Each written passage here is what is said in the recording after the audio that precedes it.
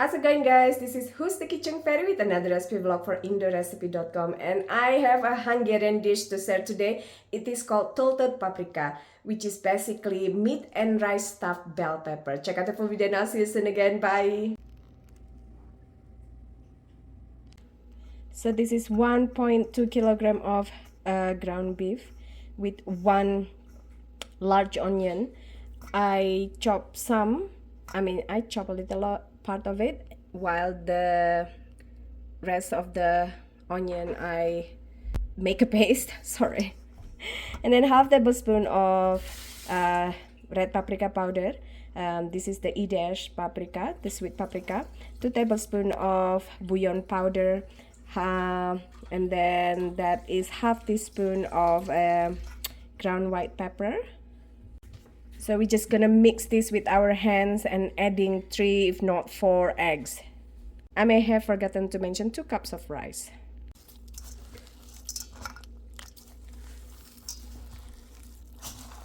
You can use plastic glove for your hand. You can use large spatula if you want, but for me it's much easier like this and quicker as well. Now that our filling is ready, set to side because we're gonna prepare our bell pepper. What we want to do is remove the top, slice the top and remove the seeds. Wash as well. This is what you want to remove, the seeds and the top. Tomato paste.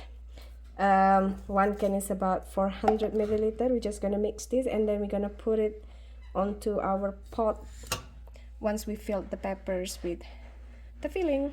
So just fill your pepper or paprika, stuff it nicely, and that's it, and place it into the pot. Once you fill everything and you still have leftover, you can make small balls and just drop it in between before you fill it with your tomato paste.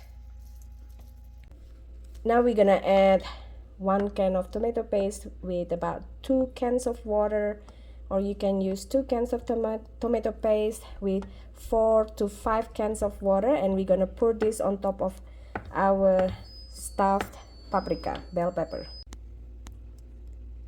So the best is when you can cover the whole thing. And again, if your tomato paste is too thick, 1 can, you can use 1 can of tomato paste, you can use 2 to 3 cans of water.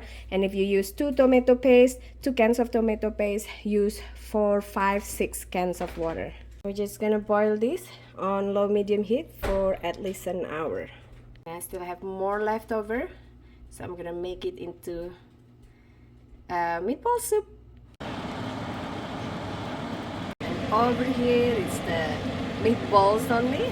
After 1 hour, it's ready. And I had some splatter earlier, so on the side of the lid and there as well. You can use tomato puree or tomato paste. If you're using tomato puree, you're gonna have to make a roux, but if you're using tomato paste like I did, you don't have to because it's thickened already.